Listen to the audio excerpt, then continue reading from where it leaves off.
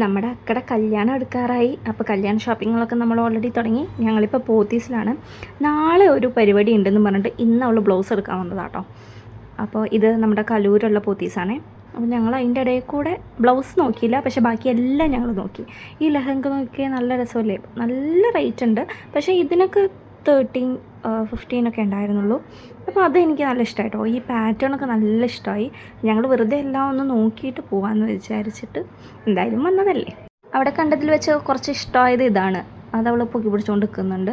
അത് ഏറ്റാനുള്ള ജീവനില്ല, പക്ഷേ എന്നാലും കുറേ നേരം അത് പിടിച്ചു നിന്നു. പിന്നെ അവിടെ എടുത്തു വെച്ചതും തൂക്കിയിട്ടതും ഒക്കെ ഞങ്ങൾ നോക്കി. ഇത് ഈ കളർ നോക്കിയാൽ നല്ല രസമല്ലേ, ഒരു വെറൈറ്റി കളറ്. അത് ആരെങ്കിലും എടുത്തു വെച്ചാണോ എന്നറിയില്ല. അങ്ങനെ ഞങ്ങൾ വെറുതെ നോക്കി. പിന്നെ താഴെ പോയി നമ്മുടെ അവിടെ സൂപ്പർ മാർക്കറ്റിൻ്റെ തന്നെ സൈഡിൽ നമ്മുടെ ഒരു കുഞ്ഞു കഫേ പോലെ അല്ലേ. അപ്പോൾ അവിടെ നിന്ന് ഞങ്ങൾ കുറച്ച് സ്നാക്സ് ഐറ്റംസ് മേടിച്ചു. 2 പപ്സാണ് മേടിച്ചത്. അപ്പോൾ സർപ്രൈസായിട്ട് ഒരു പപ്സ് കൂടെ നിങ്ങൾക്ക് തന്നു. അവിടെ ബൈ 1 ഗെറ്റ് 1 ഉണ്ടായിരുന്നു, സോറി ബൈ 2 ഗെറ്റ് 1.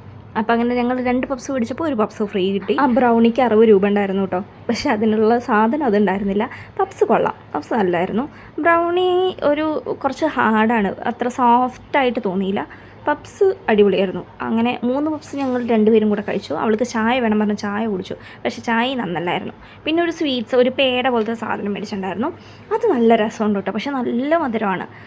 ഞാൻ 2 പേർക്കും 2 വെച്ച് മേടിച്ചു, പക്ഷേ അവളൊന്നും കഴിച്ചില്ല. അവൾ ആകെ ഒരു തുള്ളി കഴിച്ചിട്ട് പിന്നെ വേണ്ട പറഞ്ഞു. അവൾ ഷുഗർ ഡയറ്റിൽ ആക്ച്വലി ഞാനായിരുന്നു, പക്ഷേ ഞാനാണത് മുഴുവൻ കുത്തി കയറ്റിയത്. അതല്ലെങ്കിലും അങ്ങനെയാണല്ലോ. അങ്ങനെ ഒരുവിധം ഞങ്ങളൊക്കെ തീർത്തു. പക്ഷേ ആ പേട തീർന്നുണ്ടായിരുന്നില്ല. അങ്ങനെ ഞങ്ങളത് പൊതിഞ്ഞെടുത്തു.